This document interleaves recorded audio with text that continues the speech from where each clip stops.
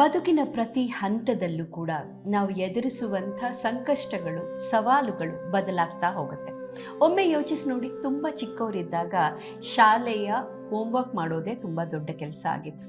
ಕಾಲೇಜಿಗೆ ಹೋದ್ಮೇಲೆ ಪರೀಕ್ಷೆಗಳನ್ನು ಚೆನ್ನಾಗಿ ಮಾಡೋದು ದೊಡ್ಡ ಸವಾಲಾಗಿತ್ತು. ಅದಾದಮೇಲೆ ಕೆಲಸಕ್ಕೆ ಸೇರಿಕೊಂಡಾಗ ಒಂದೊಳ್ಳೆ ಕೆಲಸ, ಒಳ್ಳೆ ಸಂಬಳ, ನಮ್ಮನ್ನು ನಾವು ಕಂಡುಕೊಳ್ಳೋದು ಅದು ಒಂದು ಸವಾಲಾಗಿತ್ತು. ಹೀಗೆ ಪ್ರತಿಯೊಂದು ಹಂತದಲ್ಲೂ ಸವಾಲುಗಳು ಇದ್ದೇ ಇರುತ್ತೆ, ಆದರೆ ಅದರ ರೀತಿ ಬದಲಾಗ್ತಾ ಹೋಗುತ್ತೆ. ಆದ್ದರಿಂದ ಬದುಕಿನ ಕಷ್ಟಗಳಿಗೆ, ಸವಾಲುಗಳಿಗೆ ನಾವು ಯಾವತ್ತೂ ಕೂಡ ಎದೆಗುಂದಬಾರದು. ಯಾಕೆಂದರೆ ನಾವು ಬೆಳೀತಾ ಇದ್ದೀವಿ ಅಂತಾದರೆ ಈ ಸವಾಲುಗಳು ಬೇರೆ ಬೇರೆ ರೀತಿಯಲ್ಲಿ ನಮ್ಮ ಎದುರು ಬಂದು ನಿಲ್ತಾನೇ ಇರುತ್ತವೆ. ಇದರಿಂದ ನಾವು ಅರ್ಥ ಮಾಡ್ಕೋಬೇಕಾಗಿರೋದು ಒಂದೇ, ಸವಾಲುಗಳು ನಮ್ಮ ಬದುಕಿನಲ್ಲಿ ಇದೆ, ಹೊಸ ಹೊಸ ರೀತಿಯ ಕಷ್ಟಗಳು ಬರ್ತಾ ಇದೆ ಅಂದರೆ ನಾವು ಬೆಳೀತಾ ಇದ್ದೇವೆ ಅಂತ ಅರ್ಥ.